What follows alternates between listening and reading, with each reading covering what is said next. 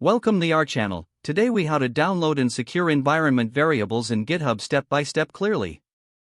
To download and secure environment variables in GitHub, start by logging into your GitHub account. Navigate to the repository where you want to manage your environment variables.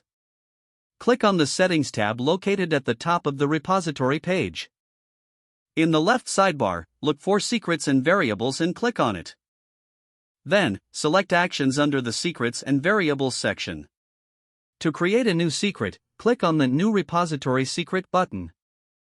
In the Name field, enter a descriptive name for your secret.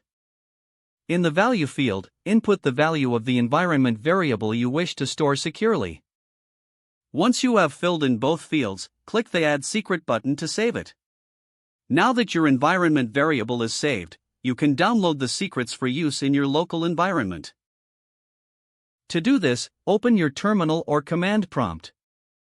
Use the GitHub CLI to authenticate by running the command ghauth login. Make sure you select the appropriate authentication method, following the prompts. Once authenticated, you can retrieve your secrets by running the command ghsecretlist. This will display a list of all your repository secrets. To download a specific secret, use the command ghsecretview secretname.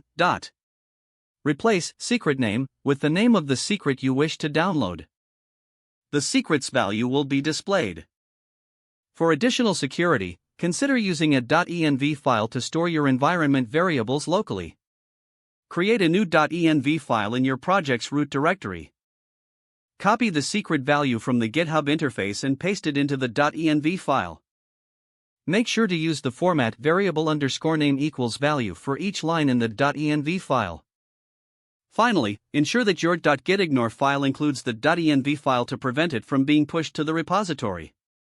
You can now access your environment variables in your application safely. If the page does not load, refresh the browser or try again in a private or incognito window. Make sure you are using the correct email address, then retype it carefully to avoid small typos. If your password is not accepted, use the reset option and create a new strong password you can remember. Check your spam folder for verification or security emails, then complete any requested confirmation steps. Enable two-factor authentication if available to improve account security and reduce unauthorized access risk. After signing in, review your profile details so your contact information and settings are accurate and current. If you see an error message, note it down and try again after restarting your device and internet connection. Don't forget to like this video and subscribe to our channel for more step-by-step tech guides.